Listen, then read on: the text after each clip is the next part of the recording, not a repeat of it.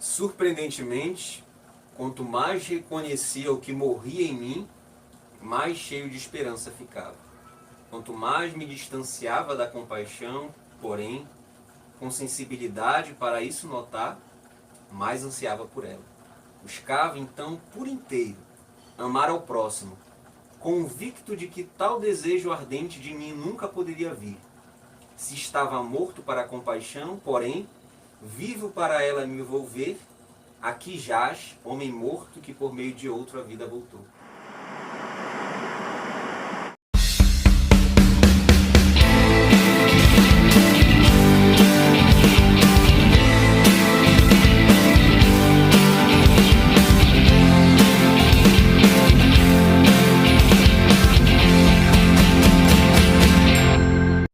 Olá a você que assiste o canal Além do Sol TV. Eu sou Daniel Vieira. Vamos agora, neste momento, fazer uma entrevista vacinados, por isso aqui a ausência de máscaras, um momento para refletirmos, para pensarmos. E o Leonardo, ele vai tratar aqui de um assunto muito importante que podemos encontrar no seu mais novo livro, Quem Matou a Compaixão.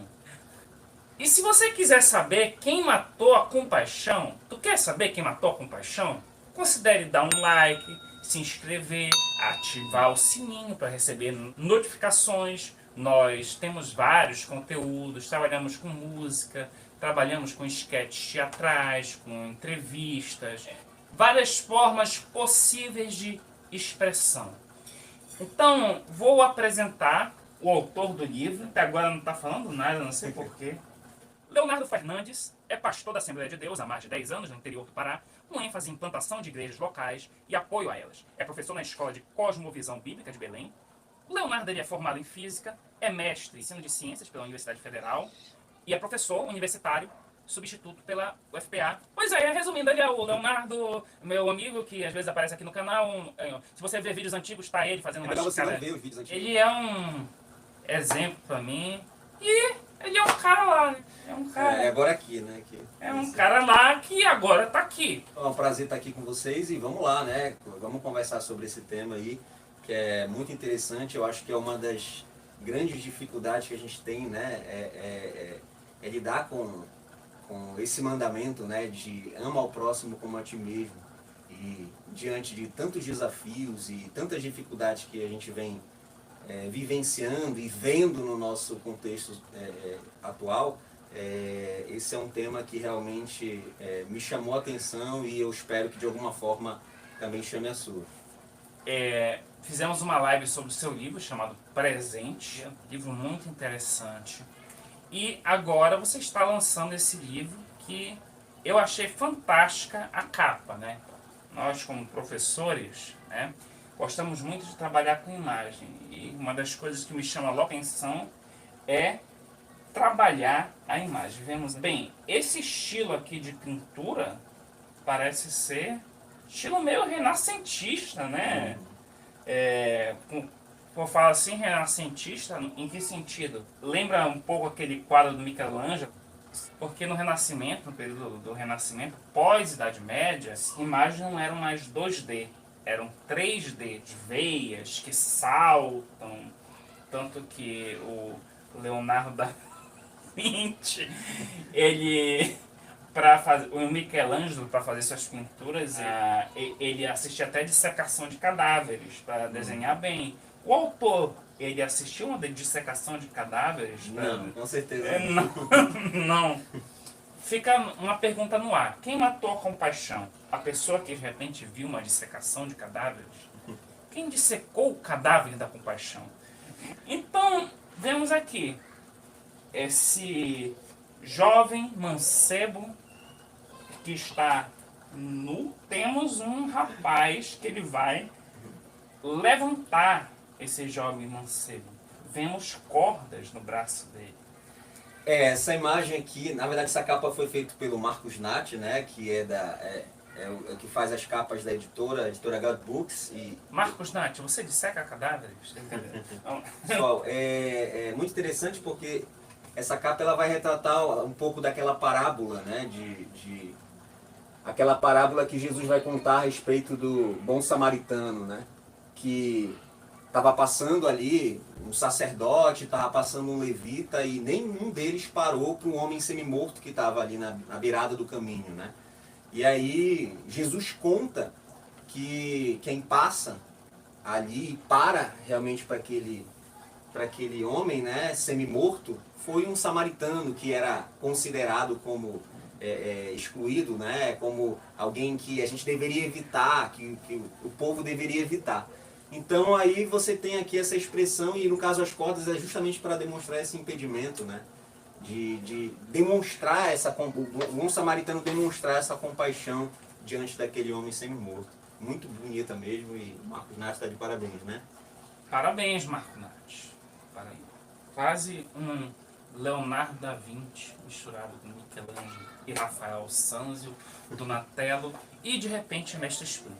Mas, pois é, parábola do bom samaritano, né? Uma parábola muito interessante porque, como você disse, né? Há um homem jogado no chão, não sabemos direito a origem desse homem, mas o que observamos é que o sacerdote tinha coisas mais interessantes para acolher essa pessoa ferida. O levita também tinha coisas mais interessantes do que simplesmente acolher essa pessoa ferida. Mas o samaritano, isso me chama muito a atenção. O samaritano, você falou um ponto, que o samaritano era uma pessoa mal vista pela sociedade. Tá? E era mal visto mesmo, né? Se você olhar num contexto, os judeus julgavam a maneira que ele tinha de adorar a Deus, de servir a Deus. Então havia uma certa inimizade entre samaritanos e judeus. Mas tu observa que aqui, nessa imagem, até o samaritano está acorrentado. Na realidade, Jesus vai trazer essa parábola como para responder uma pergunta, né? A pergunta foi, quando estava sendo discutido que eles deveriam amar o próximo como eles mesmos, Jesus estava lá falando sobre isso, né? E um homem perguntou: ok, Jesus, mas quem é o meu próximo? Né? E aí, a partir dessa pergunta, Jesus vai formular toda essa história, né? Vai contar essa parábola, e aí vai descrever tudo isso. E aí você tem o momento que o samaritano vai se prostrar, né? Vai servir, vai colocar óleo, vai colocar vinho ali nos ferimentos daquele homem, vai levar esse homem para uma hospedaria, vai passar aquela noite com ele, depois vai chegar pro hospedeiro ali, né, pro dono daquele estabelecimento e falar: olha, o que tiver que pagar, o que ficar aí para pagar, pode colocar na minha conta que eu vou pagar.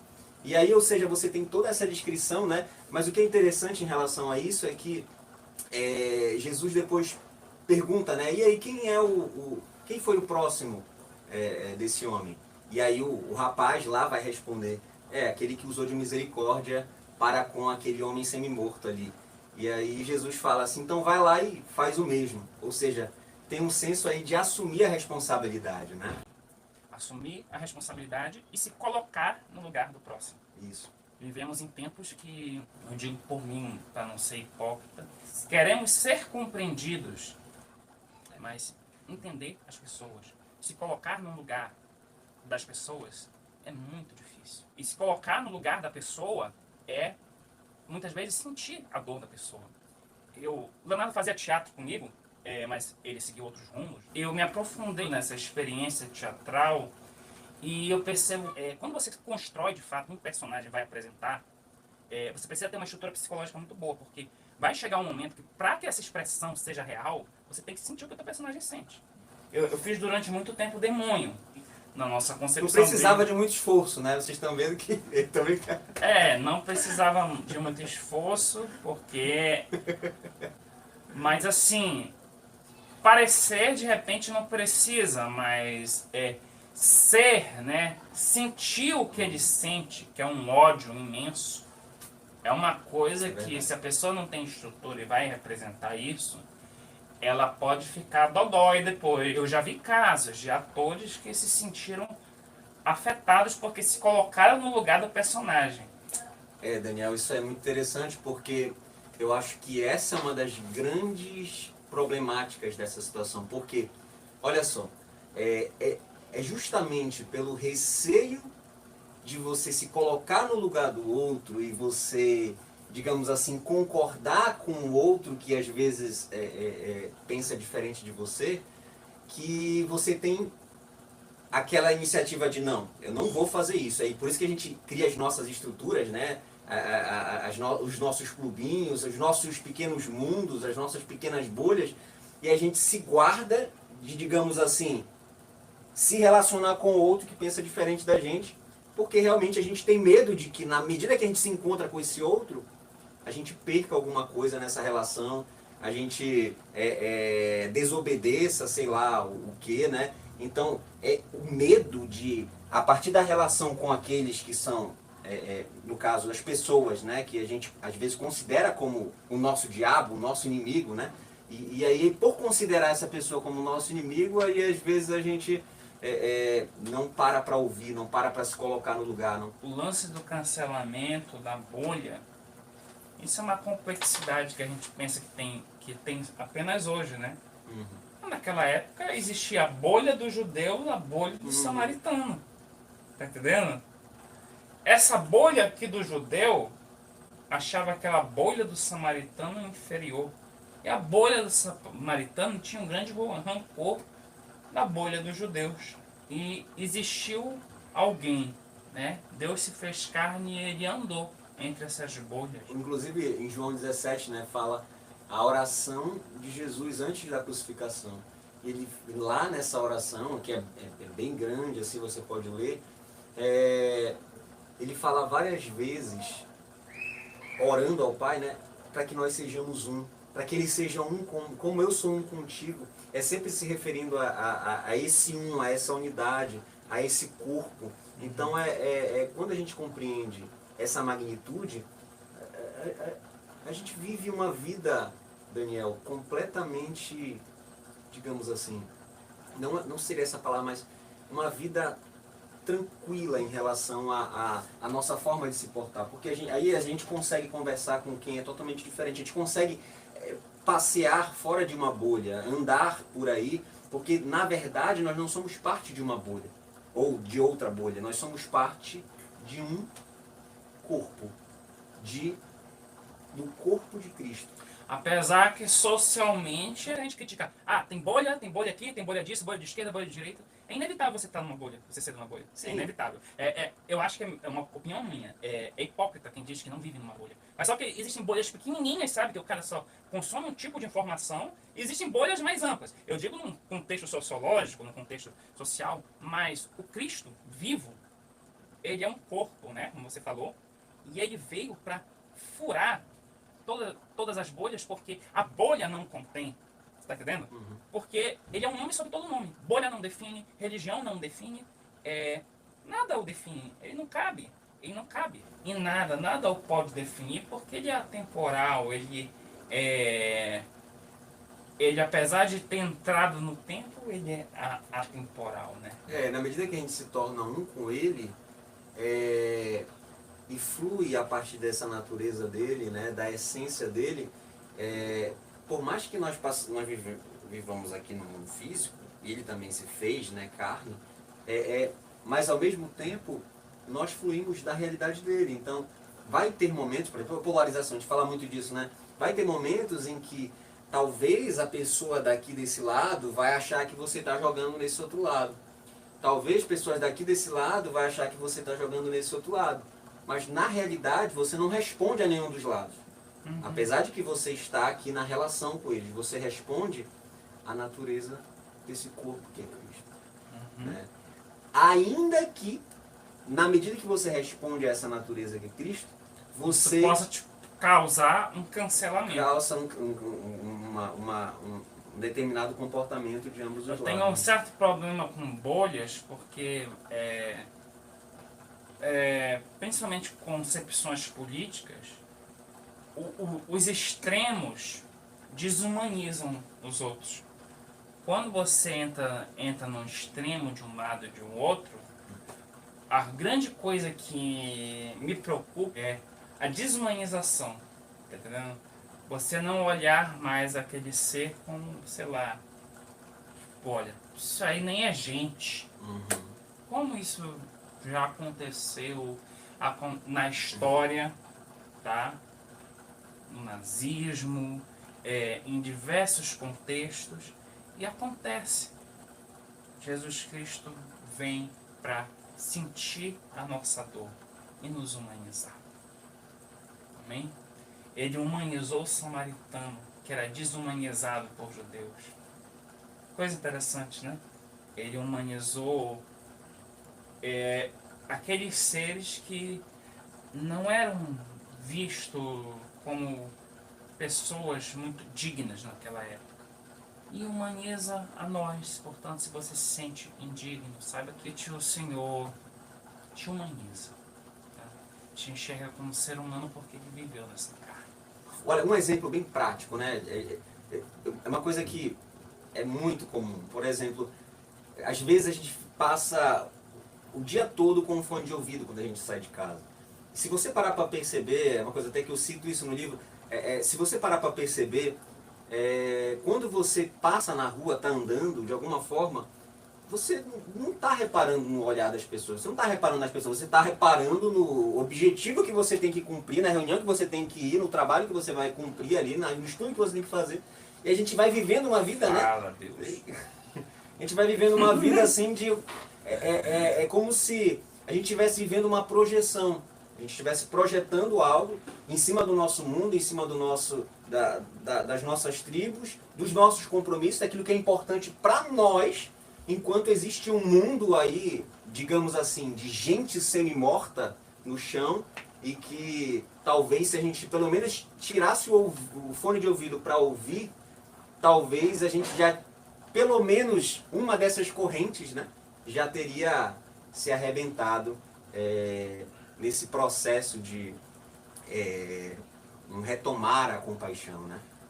Mas é um exemplo no sentido que realmente tem momentos que a gente está com fone de ouvido, entendeu? E as pessoas às vezes querem falar com a gente e a gente nem percebe. A gente se acostuma tanto a ficar com fone que a gente às vezes está no caixa com fone, já aconteceu comigo, entendeu? Eu sou tão viciado em fone, tô no caixa do supermercado com fone, aí a atendente quer falar alguma coisa, eu não sei o que, vai comprar, tá errado, tá faltando dinheiro, não sei o que.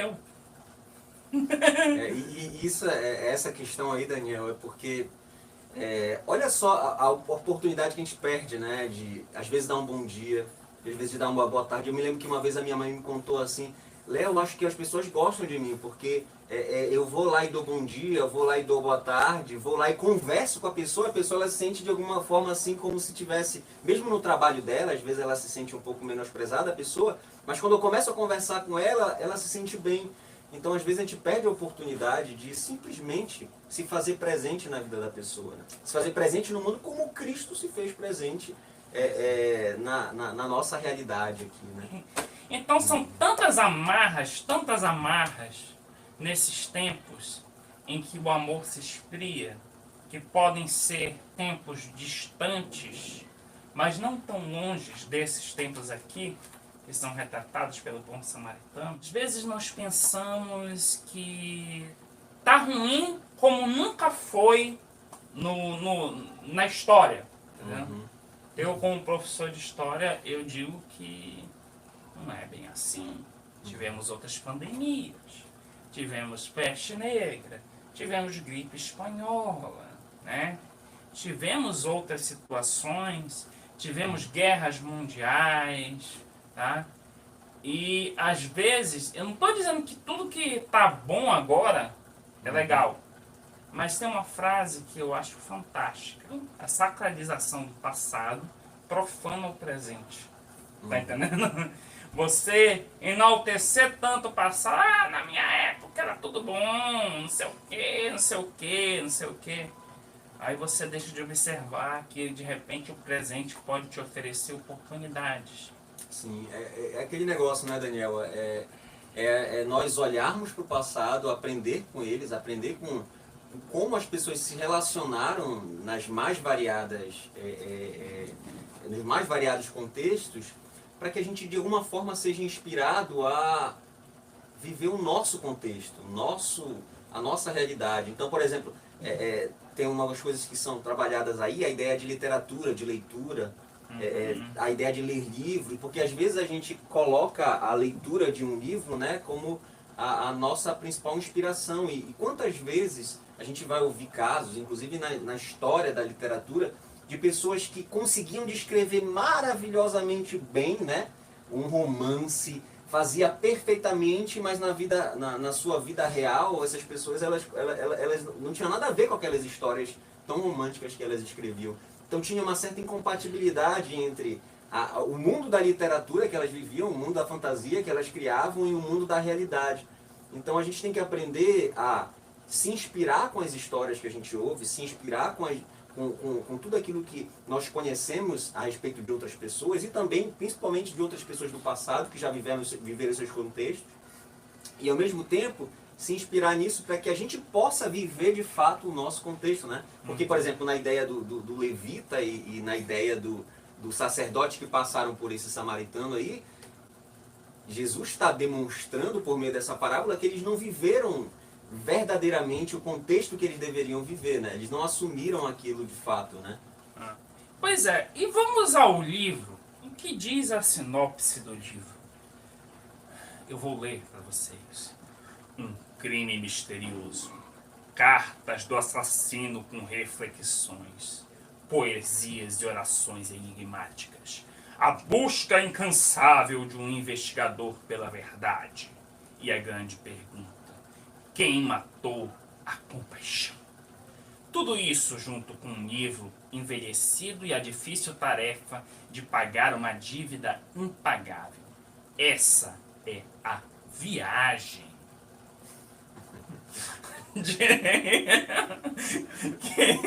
que Leonardo Fernandes propõe em Quem Matou a Compaixão. Livro instigante, poético e reflexivo que oferece ao leitor momentos de puro deleite emocional e espiritual. Depois dessa narração aí, um pouco estranha, né, pessoal? É basicamente assim, aconteceu um assassinato, né, no bairro da Pedreira, e aqui em Belém, né? E aí você tem aí uma ligação que o investigador Paulo recebe. Mas por que a pedreira? Tem alguma coisa contra os pedreirenses? Não, sem preconceito. Sem Porque preconceito. às vezes, quando a gente vai escrever algum livro, né, a gente tem o costume de tentar sempre abordar cidades da Europa, cidades de outros países, né? Só que, às vezes, tem pouca literatura que tenta contextualizar a história num cenário mais comum. Então, aí, por que não trabalhar com a minha cidade? Por exemplo, no livro Presente Contos Poesia, que foi o anterior... Mas o assassinato foi perto do Sambódromo da Pedreira? Não, foi ali perto do Líder, mais ou menos. Perto do... na proximidade. Ali perto daquela ponte, né? Aquela ponte. Tá, continua. Então aí você tem... Jogaram os caras tudo na ponte, né? Sim, aí você teve esse assassinato. O investigador Paulo, né, o policial Paulo, recebe a ligação do delegado, Vinícius, para que ele possa ir lá, né, e juntos, ele, o Vinícius, delegado, mais o Paulo, investigador, mais o papiloscopista, que é o Alan, que faz toda a averiguação de digital, de identificação, às vezes, de quem é o criminoso. E é uma realidade muito nossa. Ele não coloca o detetive, mas não faz parte da nossa realidade, o detetive. A função da nossa polícia aqui é mais... São o escrivão, o investigador, um delegado, né? Então eu tentei... partir dessa realidade, desse nosso contexto aqui.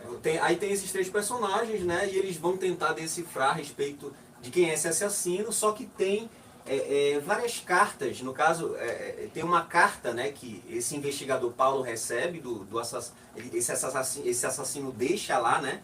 Um caixote com uma carta, e ele, à medida que lê, ele vai... O assassino matou e deixou umas cartinhas. Sim, ele vai deixar mais uma carta. Ele é meio serial killer. É uma chacina, né? Então... Uma chacina. Não é um... Quantos pedreirenses morreram? Fica a critério de quem lê, né? De quem lê, né? Poxa, cara. querendo sentir a dor dos pedreirenses. É a ficção. Essa parte é a parte ficcional, né? Começa esse assassinato. Ele deixa cartas. Isso. E aí, a partir dessas cartas, eles vão tentar investigar quem seria esse assassino, né? Quem seria esse assassino? Entendi. E essa investigação se dá por uma análise, né? Digamos que literária do delegado, do investigador. Principalmente do investigador, né? Ele que vai iniciar esse processo todo, mas eles em conjunto vão trabalhar, né, em cima disso. Análise literária não é fácil, né? Eu digo assim, por mim, entendeu? Eu gosto de ter muito cuidado quando eu falo de Bíblia. Às vezes, nada contra quem quer dar quem teve uma revelação do Espírito, né? Porque somos pentecostais. Muitas interpretações que nós pensamos ter, quando olhamos na tradução original, e eu não falo nem isso para relativizar e desvirtuar a Bíblia, eu falo no sentido de ensiná-la melhor, tá? Muitas coisas na tradução original têm um sentido totalmente diferente do que aprendemos de orelhada, sabe? Do que vira jargão, do que vira bordão. E nós tendemos sempre a nos basear muitas vezes culturalmente no bordão, no jargão. E é preciso às vezes dar um passo mais adiante, andar mais uma milha. E esse é o trabalho do investigador, né?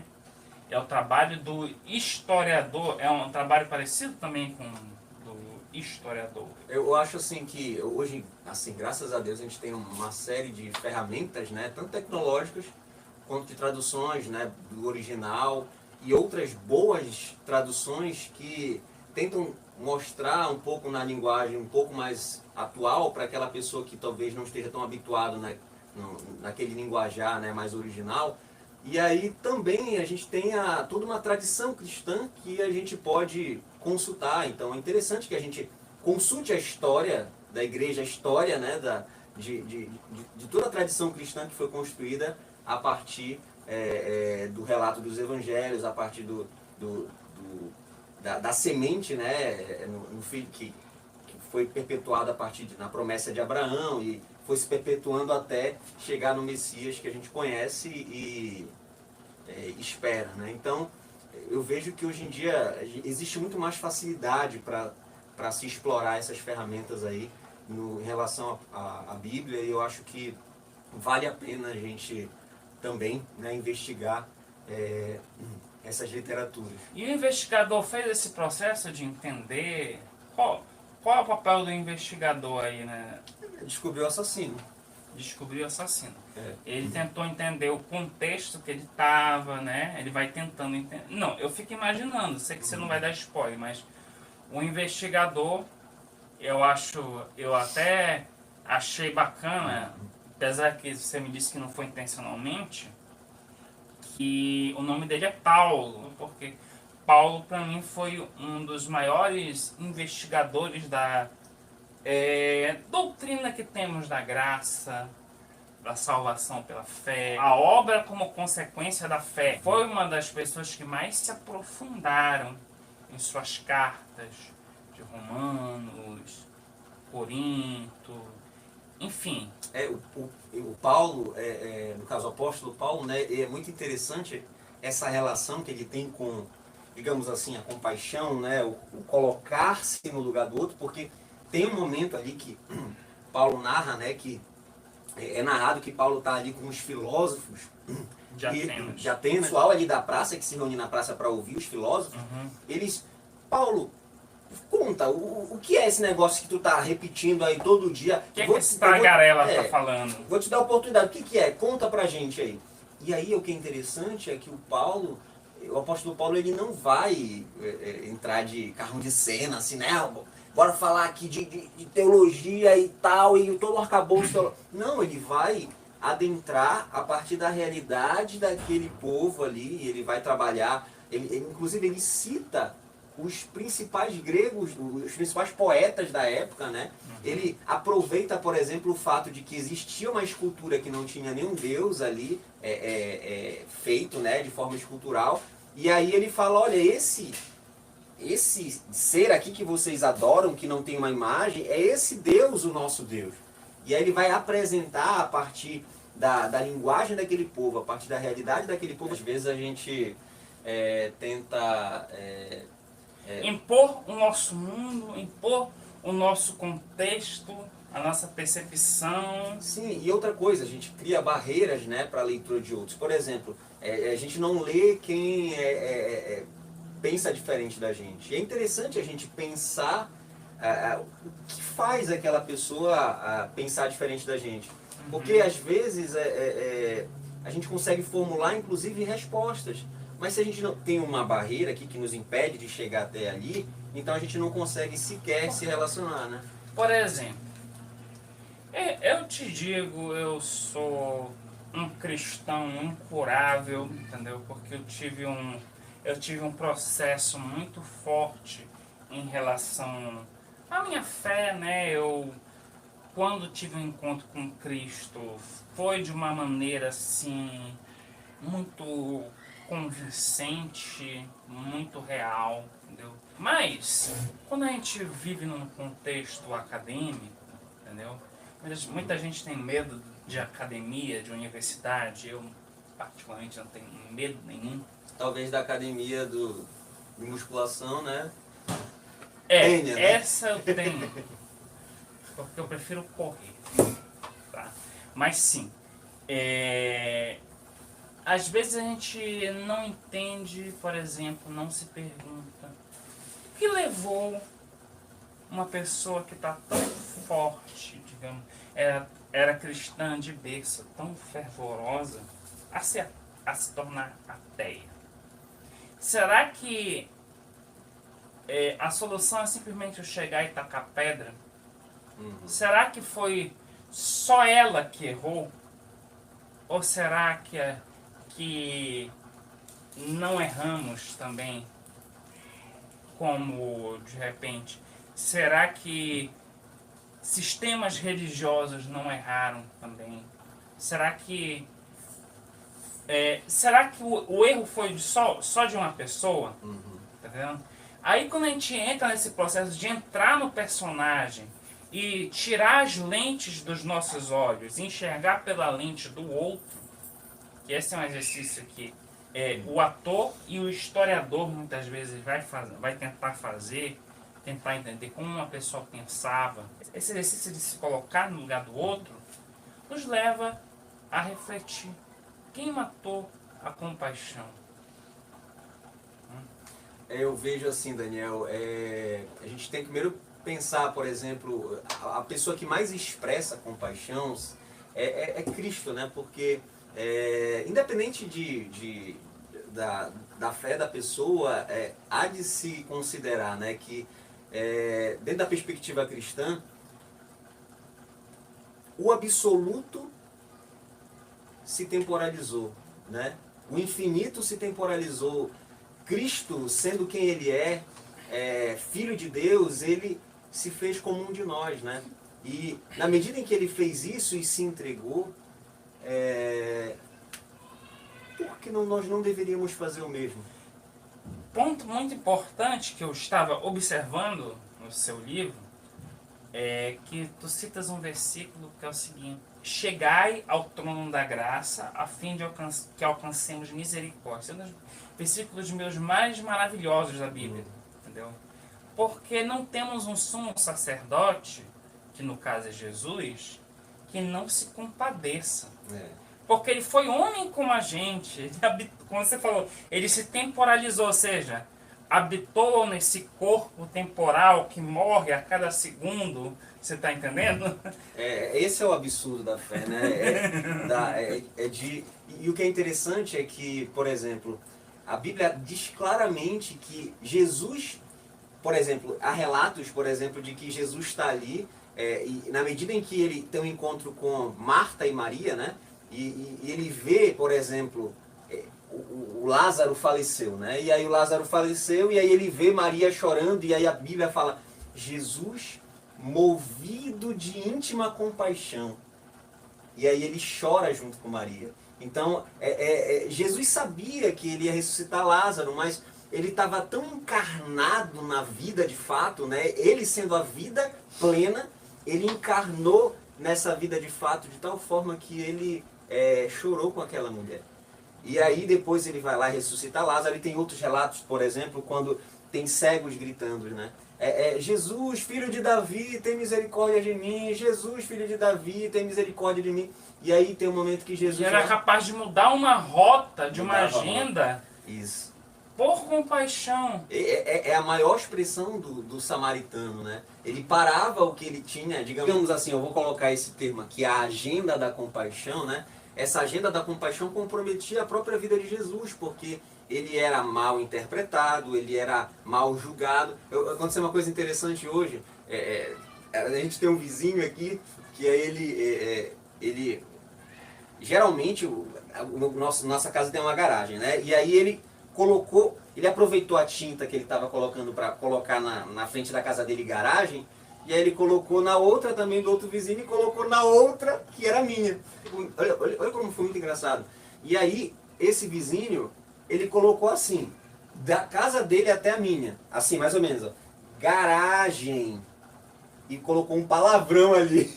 Só que o palavrão ficou exatamente na minha vez da minha casa. Então, e aí, poxa, né? E aí teve um momento lá que hoje estava tendo uma reunião lá, né? Com vários... Onde é que mora o Léo? Lá onde tem aquele palavrão ali? Aí teve lá outros vizinhos. Aí chegou lá o bazar e aí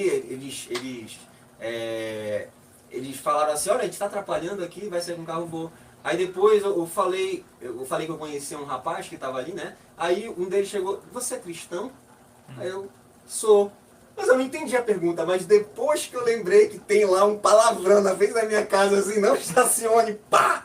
E o palavrão ali. Então às vezes é isso, né? Às vezes em prol da compaixão. E por que eu digo em prol da compaixão? Porque o meu vizinho, na cabeça dele, não tinha nenhuma maldade. Ele simplesmente quis me ajudar no fato de que ele queria que evitasse que outros carros, como está tendo vários trabalhadores aqui, né, ao redor, que outros carros estacionassem na minha casa e eu não pudesse ter perigo. Mas é um ponto interessante. A agenda da compaixão é uma agenda, apesar de Cristo, apesar da agenda do Cristo temporal, né, é uma agenda muitas vezes insondável, difícil de você sondar, difícil de você compreender essa agenda da compaixão. Jesus Cristo, ele ia distribuindo compaixão até enquanto ele sangrava naquela cruz. Estava distribuindo compaixão. Às vezes a gente se pergunta, né? É uma pergunta que muita gente faz. Eu já me fiz. Como perdoar alguém que não lhe pediu perdão? Isso aí é importante porque aqueles guardas que estavam rindo de Jesus, aquelas pessoas que estavam maltratando Jesus, ninguém chegou e falou, perdão Jesus, desculpa aí. Desculpa aí de eu ter pregado um cravo na tua mão. Desculpa aí pela chicotada. Desculpa aí de eu ter rido da tua cara aí, Jesus. Não, ainda falavam, desce da cruz, entendeu?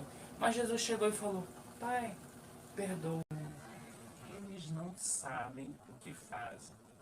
Ele mesmo naquela cruz se colocou no lugar daquelas pessoas que não sabiam o que faziam. Porque não sabiam o que faziam mesmo. Nem os discípulos sabiam direito o que estava acontecendo. E é interessante que a Bíblia fala, né, que a partir do momento em que nós recebemos a Cristo, que nós seguimos a Cristo, nós nos tornamos um com Ele, corpo, né, dele. Então, essa metáfora que o próprio Jesus, né, vai trabalhar é justamente de que o corpo ele age em função de um objetivo só. Apesar das diferenças, apesar de que o meu dedo ele é diferente, por exemplo, da minha perna, mas eles fluem a partir de uma mesma mentalidade, de uma mesma cabeça, de uma mesma ação. Então é interessante quando a gente compreende isso, que Cristo é o nosso cabeça, e a partir desse momento a gente vai fluir nele. Eu tenho que perdoar, eu tenho que amar, eu tenho que me colocar no lugar. Às vezes a gente fala, né, mas só Deus para perdoar, eu não perdoo. Mas o próprio Jesus falou que se nós não perdoarmos, nós não vamos ser perdoados.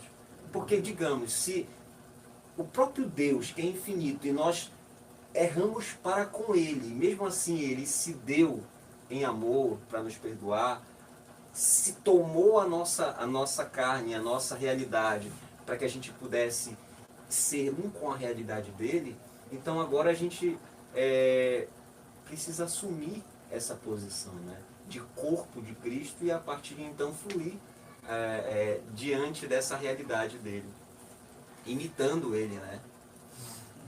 Voltando aqui ao livro, né, a gente observa que é uma crônica do livro envelhecido. O livro envelhecido é uma história contada a partir de... É uma narrativa, né, com um pouco de poema, com um pouco de prosa, e tem também um outro texto que é endividado, que é um contozinho que vai também trabalhar essa temática. Então é basicamente essa história maior, né, do Quem Matou a Compaixão, mais o livro envelhecido, que é uma história um pouco mais narrativa poética, assim. E Cristo, o velho muitas vezes se torna novo, mas o velho se renova a partir da perspectiva de um novo olhar. Que eu só posso me voltar ao Velho Testamento sobre uma perspectiva, sobre a lente de Cristo. Não posso simplesmente tirar como aprendizado tudo que o Velho Testamento diz, tendo como uma chave de compreensão o próprio Velho Testamento. Tá entendendo? Entendendo. Mas sim o que Cristo diz, né? A visão de Cristo. Através da visão de Cristo a gente vai ressignificando o Velho Testamento. São sombras que são analogias do que veio posteriormente, que é Cristo. Então, em Cristo tudo se fez novo. E até o antigo, com este novo olhar, você pode renovar. Ali, digamos assim, a Bíblia como um todo, né, ela é como se fosse um registro que vai se completando, e realmente a gente vai tendo um olhar cada vez mais amplo. É como se fosse a história, né? A gente começa em Gênesis criando todas as coisas, e inclusive o homem e a queda acontecendo. E o que é interessante de toda essa narrativa que vai desde Gênesis a Apocalipse é que você tem o momento em que tudo é criado. No caso, o homem é criado, né? Os animais, a terra, e aí você tem lá na frente, em Apocalipse, Deus reconciliando todas essas coisas, Deus refazendo, reformulando, reconciliando com Ele mesmo tudo aquilo que se perdeu, que ficou comprometido no Éden. E o maravilhoso é que a forma que Ele usa para reconciliar todas as coisas é justamente a semente, que é o Cristo. E essa semente, ela está presente desde o momento em que ele é prometido, né? Lá para Adão e Eva, né? Que teria alguém que ia se levantar. E aí você vê essa semente se estendendo. Depois chega em Abraão. Olha, você vai ser o pai de multidões. Aí depois vai se estendendo para Davi. Olha, vai vir um rei que vai reinar. E por isso que Jesus lá na frente é chamado de, rei, de filho de Davi, né? Então você vai vendo que realmente a nossa mentalidade vai abrindo a partir de quando a gente vai tendo uma visão mais ampla, né? Quando a gente não pega, por exemplo, um textozinho, né? Por exemplo, no caso do Antigo Testamento, e tenta construir toda uma dissertação em cima disso, mas quando a gente tem uma visão perspectiva própria, né? a gente tem uma visão completa do Evangelho, da Boa Notícia, né? Eu digo que Cristo faz o velho novo, né? A partir do olhar de Cristo, né? Boa nova, e daquilo que Paulo chama, que eu acho incrível, de novidade de vida. Tá? viver novidades de vida. E eu acho incrível esse termo também que Paulo fala, porque é o caminho do cristão, entendeu? Porque quando você se aproxima de Cristo verdadeiramente, com sinceridade, é muito difícil tu levar uma vida de tédio, tá entendendo? Eu digo por mim, que Deus me chamou para falar com Cristo através da arte, entendeu? Através desses meios de comunicação.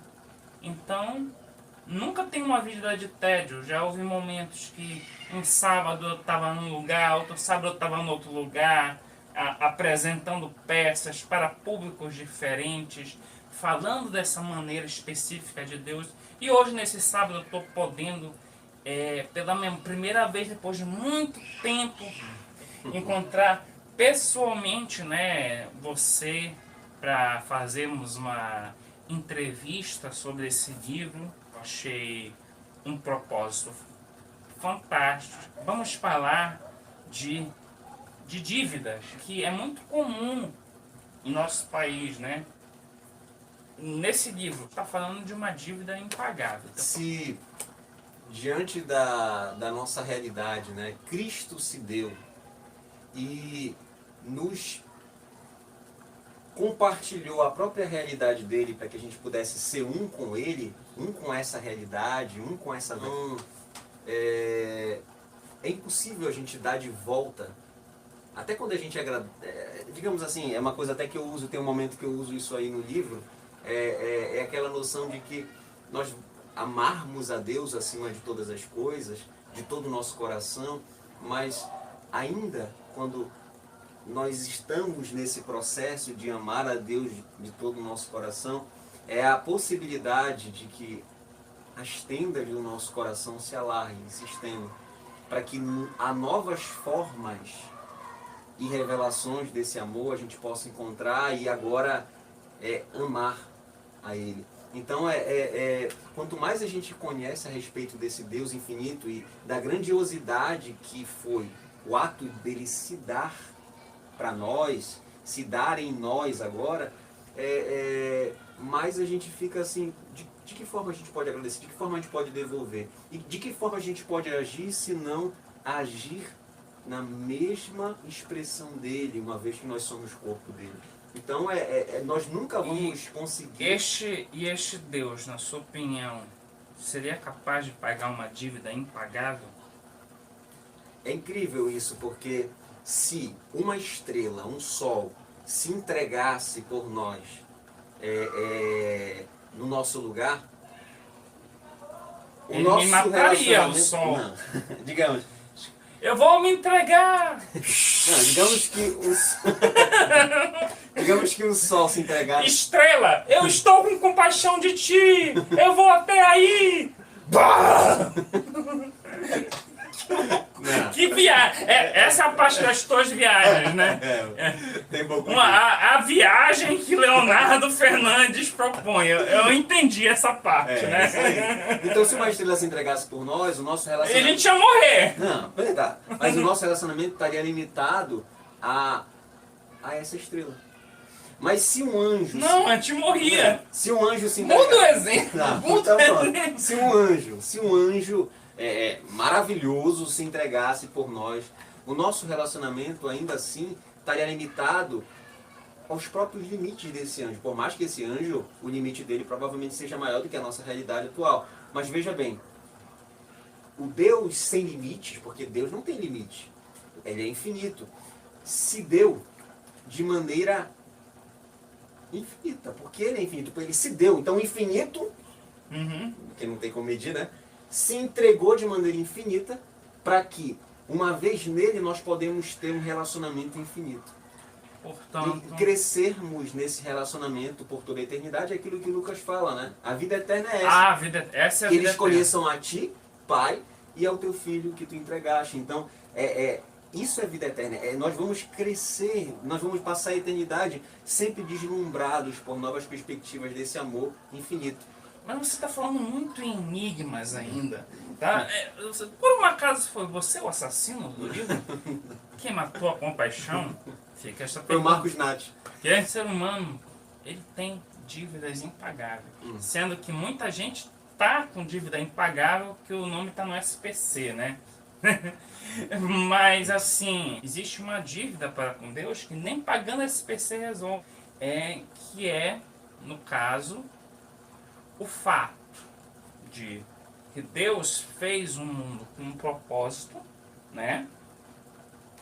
E quando a gente fala de Adão e Eva, para quê? Às vezes a pessoa que, como eu falo, me coloco em outro personagem. As pessoas que pensam assim, isso é tudo lenda. Mas entenda o seguinte, tenta Adão e Eva desse modo, como um processo. Deus não descreve muitos detalhes do que aconteceu no Éden. Esse momento que nós chamamos de Adão e Eva, né, serpente e tal, foi um momento em que o propósito inicial que o mundo foi feito, que o homem foi feito, mudou, porque entrou o que a gente vai chamar de pecado no mundo, que é você desobedecer uma lei eterna que condenaria a humanidade à morte. Então essa dívida você não tinha como pagar. O estado inicial da humanidade foi feito para ser eterno. Quando vamos observar o livro de Hebreus, diz o seguinte: sem sacrifício, sem derramamento de sangue, não há remissão de pecados. Ou seja, segundo esse contexto bíblico, não havia um perdão de pecado sem o derramamento do sangue. E quem veio viver no nosso lugar para derramar seu sangue, para que você tenha novamente acesso à vida eterna, Jesus Cristo derramou o seu sangue. Esse livro, pelo que eu vi, ele tem algumas referências interessantes. Eu não diria principais, né? Eu diria que a gente vai, à medida em que o texto vai acontecendo, determinadas referências vão aparecendo. Por exemplo, você tem aí filósofos, né? Por exemplo, você tem Sócrates, você tem aí o Byung-Chul Han, né? Daquele da Sociedade do Cansaço, tem o Søren Kierkegaard, e tem também, por exemplo, além de filosofia, você tem Bananas do Pijama, né? Aquele desenho aí também é citado. Aí tem música, Renato Russo é citado aí. Você tem aí o Chesterton, né? Também aquele escritor da culinária também, Chester. Então são... Tem coisa, tem autores, tem música, tem desenho e tem culinária. Que tu imaginar aí tem. Cadê? Chesterton, eu sei que é um grande teólogo. E o Søren Kierkegaard? O que te chamou a atenção no pensamento dele? Porque ele é interessante porque ele tem uma obra chamada As Obras do Amor, né? E tem tudo a ver com essa noção do amor ao próximo. Ele trabalha muito bem isso nesse livro. É um livro um pouco grande, mas muito bonito. E aí ele vai trabalhar ali, né, aquela noção de que existe digamos assim, um mandamento advindo da eternidade, né? Tu deves amar. E às vezes nós achamos que estamos livres quando a gente escolhe as pessoas que nós queremos amar. Eu vou amar essa pessoa porque ela me faz bem. Eu vou amar fulano porque ele me deu alguma coisa. Então a gente tenta buscando as pessoas para amar e também as circunstâncias corretas. Quando as circunstâncias elas estão a nosso favor, a gente consegue amar. Mas, por exemplo, quando não estão perfeitamente, né, a gente já começa a se separar. Aí já não vou mais andar contigo porque as circunstâncias elas estão desfavoráveis. Então, às vezes, nós nos limitamos, nós achamos que somos livres porque nós estamos escolhendo as circunstâncias, escolhendo as pessoas que nós vamos amar, mas ao mesmo tempo, na verdade, nós estamos nos aprisionando. Porque, por exemplo, se a pessoa que você diz amar te maltratar, você deixa de amar ela. E se as circunstâncias não forem como tu queres que seja, tu vai deixar de amar a pessoa. Então, quando a gente se submete a algo advindo do eterno, tu deves amar, aí sim. Existe algo para além da nossa realidade. É um tu deves amar. E às vezes a gente acha que, como ser um mandamento de Deus, né? Hoje em dia a gente fala muito de um mandamento do que... Então a gente acha que a gente está se aprisionando em relação por estar se submetendo a um mandamento, mas na realidade não. E em determinados momentos, a forma de expressar esse amor, ela vai se diferenciar, com certeza. Mas, ao mesmo tempo, a gente não pode, por exemplo, a ideia do samaritano, né? Você tinha ele ali cuidando das feridas. Às vezes, você vai ser quem vai cuidar daquele homem semi-morto. Às vezes, você vai ser o semi-morto. Às vezes, a gente precisa aprender a nos reconhecer como aquele que está semi-morto. Às vezes, parece que nós não vemos um pouco do... Eu vou usar, claro que não... Eu não sei se eu vou me expressar mal aqui, mas eu vou falar. Às vezes, nós não nos vemos um pouco psicopata. Às vezes nós não achamos que nós temos a capacidade de matar aquilo que está ao nosso redor. Seja com palavras, seja com ações ou falta de ações, como a gente estava falando no início, né? O fato de usar... Mas é interessante que por de repente me ver como um psicopata, que eu tenho a concepção que não seria bom estar perto de mim, porque eu ia me matar, entendeu?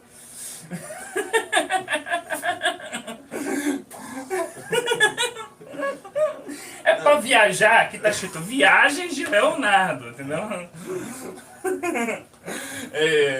Leonardo, Eu não estou falando para ninguém se achar como psicopata, gente. Por favor, só estou achando que para que a gente possa perceber as várias nuances, né, dessa realidade. Isso.